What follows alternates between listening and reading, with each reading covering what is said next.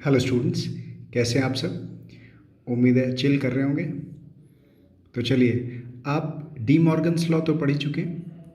अब आपकी एक्सरसाइज है 1.5, उसमें उस पर बेस्ड क्वेश्चन है वेरीफाई करने के लिए De Morgan's law. De Morgan's law था क्या, मैं आपको याद दिला दूं। A union B complement, A union B पूरे का कॉम्प्लीमेंट होता है A complement intersection B complement, ये पहला लॉ था। और दूसरा क्या है, A intersection B complement is equal to A complement union B complement. अब इस क्वेश्चन में हमने करना क्या है, वेरीफाई करना है और कुछ नहीं। तो देखिए, यूनिवर्सल सेट दिया हुआ है आपको, सेट ए और सेट बी, और वेरीफाई क्या करना है, that A union B complement is equal to A complement intersection B complement. ठीक है जी। तो लेफ्ट हैंड साइड पहले देखिए क्या है, लेफ्ट हैंड साइड है ए यूनियन बी कॉम्प्लीमेंट। तो पहले ए यूनियन बी निकालेंगे। ए यूनियन बी में आप क्या करते हैं, ए और बी के दोनों के एलिमेंट्स कंबाइन कर लेते हैं और जो दोनों में है उसको एक बार लिख देते हैं। तो ए यूनियन बी आ गया 2, 3, 4, 5, 6, 7 एंड 8। अब इसका कॉम्प्लीमेंट निकालना है। कॉम्प्लीमेंट कैसे निकालेंगे, ये सारे एलिमेंट्स छोड़ देंगे और यूनिवर्सल सेट में जो बाकी बचे, इनको छोड़ने के बाद यूनिवर्सल सेट में जो बाकी बचे एलिमेंट्स हैं वो लिख देंगे। तो वो ये सारे छोड़ दिया आपने, तो कौन सा बचा, 1 बचा और 9 बचा। तो ए इन बी कॉम्प्लीमेंट क्या आ गया, 1, 9। ठीक है जी, ये आपका लेफ्ट हैंड साइड सॉल्व हो गया। आपको वेरीफाई करना है तो दोनों साइड्स बराबर आनी चाहिए। चलिए, राइट हैंड साइड में क्या है, A complement intersection B complement. मतलब पहले ए कॉम्प्लीमेंट निकालेंगे, फिर बी कॉम्प्लीमेंट निकालेंगे और फिर उन दोनों में कॉमन। इंटरसेक्शन में आप ये देखते हैं कि जो दोनों में हो यानी कि कॉमन हो। तो चलिए, ए कॉम्प्लीमेंट क्या आया, आपने क्या किया, 2, 4, 6, 8 को छोड़ दिया और यूनिवर्सल सेट के इनको छोड़ने के बाद जो एलिमेंट बचे वो लिख लिए। तो बचा है 1, 3, 5, 7 और 9। ए कॉम्प्लीमेंट ये आ गया। ठीक इसी तरह बी कॉम्प्लीमेंट आ गया आपका 1, 4, 6, 8, 9। ठीक है जी। अब इन दोनों में कॉमन देखना है आपको। ठीक है, कॉमन क्या है इन दोनों में, देखिए इन दोनों सेट्स में कॉमन क्या है, एक तो 1 है दोनों में और एक 9 है, इसके अलावा कुछ कॉमन नहीं है। अब देखिए, ए यूनियन बी कॉम्प्लीमेंट क्या आया है, 1, 9, और A complement intersection B complement क्या आया है, 1, 9। तो from 1 and 2 we can say that A union B complement is equal to A complement intersection B complement. तो ये वेरीफाई हो गया डी मॉर्गन्स लॉ, यही करना था आपको। चलिए आगे चलते हैं, नेक्स्ट वाला भी इसी तरह। सबसे पहले ए इंटरसेक्शन बी कॉम्प्लीमेंट चाहिए तो क्या निकालेंगे, A intersection B. A intersection B means A और बी में जो कॉमन है, और ए और बी में आप देख सकते हैं कि क्या कॉमन है, सिर्फ और सिर्फ 2 है। चलिए, तो ए इंटरसेक्शन बी 2 हो गया। अब इसका कॉम्प्लीमेंट निकालना है तो 2 को आप छोड़ देंगे और 2 को छोड़ने के बाद जो यूनिवर्सल सेट में एलिमेंट्स बचे हैं वो कौन कौन से हैं, वो है 1, 3, 4, 5, 6, 7, 8 एंड 9। तो ये आपका इक्वेशन नंबर 1 मान लीजिए इसको। ठीक है, लेफ्ट हैंड साइड हो गया। चलिए, राइट हैंड साइड में आप ए कॉम्प्लीमेंट और बी कॉम्प्लीमेंट तो निकाल ही चुके हैं, अब उनका यूनियन निकालना है, यानी कि दोनों के एलिमेंट्स कंबाइन करने हैं। ये देखिए, ए कॉम्प्लीमेंट ये है, यूनियन बी कॉम्प्लीमेंट ये है। अब इन दोनों को कंबाइन करके लिखना है, जो 2 बार है उसे एक बार ही लिखना है। तो वो हो जाएगा 1, 3, 4, 5, 6, 7, 8 एंड 9। तो क्या 1 और 2 में दोनों चीज़ें बराबर, दोनों सेट्स बराबर हैं, बिल्कुल हैं। तो हम क्या कह सकते हैं, from 1 and 2 we can say that A intersection B complement is equal to A complement union B complement. ये होता है ना De Morgan's law, A intersection B complement, तो यहाँ इंटरसेक्शन था तो यहाँ यूनियन हो जाता है और यहाँ कॉम्प्लीमेंट्स अलग अलग हो जाते हैं। चलिए, फिफ्थ क्वेश्चन जो है वो वेन डायग्राम्स के ऊपर है, और ये वेन डायग्राम्स मैं आपको डिटेल में वेन डायग्राम की जो वीडियो है स्पेशल उसमें बता चुका हूँ, तो आप वहाँ से देख सकते हैं। Draw appropriate Venn diagrams for each of the following, A union B complement, A complement intersection B complement, intersection B हो complement and A complement union B complement. ठीक है, ये सारे उस वीडियो में हैं, आप वहाँ से कर लेंगे आसानी से। चलिए नेक्स्ट क्वेश्चन पे चलते हैं। Let U be the set of all triangles in a plane. If A is the set of all triangles with at least one angle different from 60 degree, then what is A complement? U क्या है, universal set लिया है कि the set of all triangles in a plane, सभी triangles का set है, U ले लिया। और A ध्यान से पढ़िए क्या है, set of all triangles with at least one angle different from 60, वो ट्राइंगल्स जिनका कम से कम एक एंगल 60 डिग्री से अलग हो, ये A है। क्या है, एक बार फिर से देखिए, ए है the set of all triangles with at least one angle different from 60, ऐसे ट्राइंगल्स जिनका कम से कम एक एंगल डिफरेंट फ्रॉम 60 हो, कम से कम एक एंगल डिफरेंट फ्रॉम 60 हो। तो ए कॉम्प्लीमेंट क्या होगा, एक एंगल डिफरेंट फ्रॉम 60 जिसमें एक भी ना हो डिफरेंट फ्रॉम 60, यही होगा ना ए कॉम्प्लीमेंट।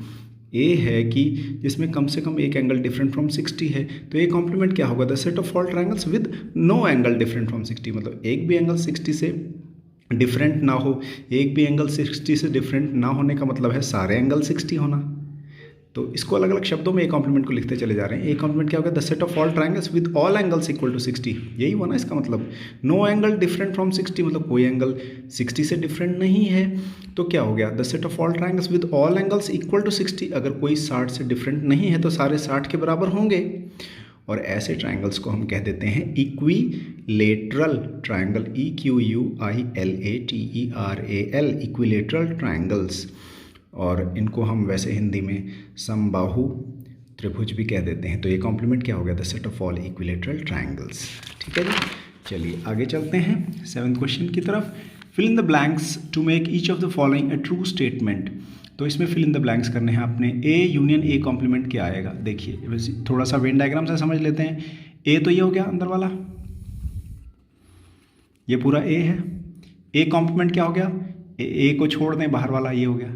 ठीक है, तो ये जो आप देख रहे हैं पहले ये वाला और ये बाहर वाला, अगर इनको कंबाइन कर दें दोनों को तो क्या बन जाता है? हमारे पास यूनिवर्सल सेट ही आ जाता है।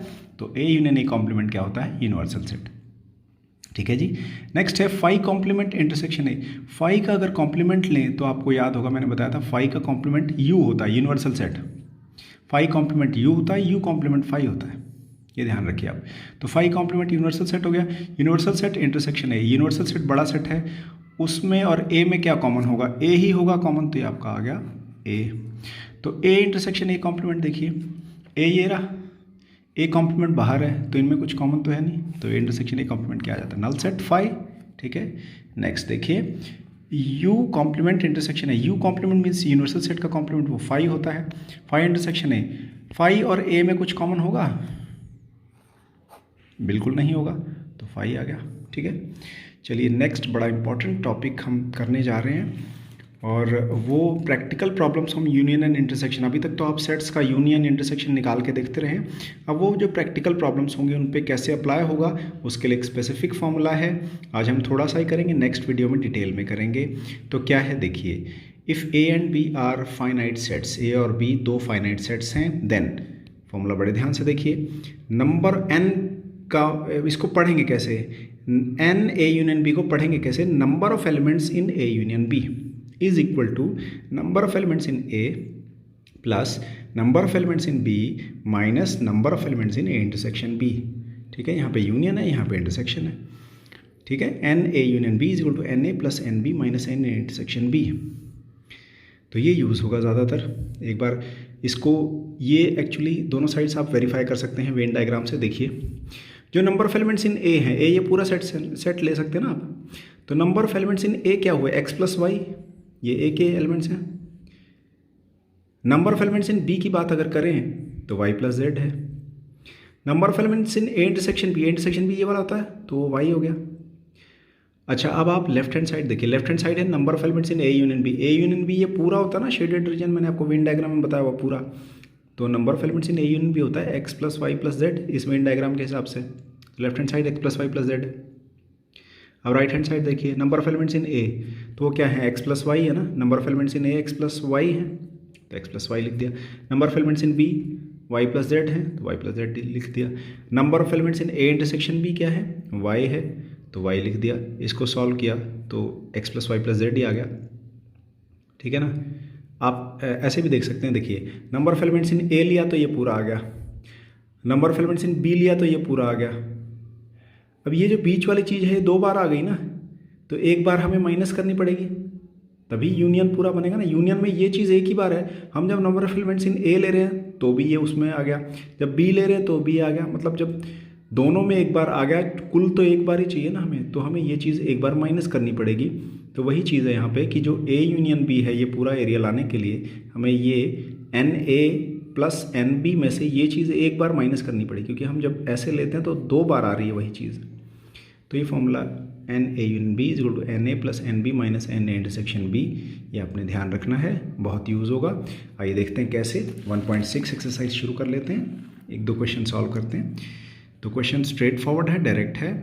If X and Y are two sets such that number of elements in x is equal to 17, number of elements in y is equal to 23 and number of elements in x union y is equal to 38, find number of elements in x intersection y।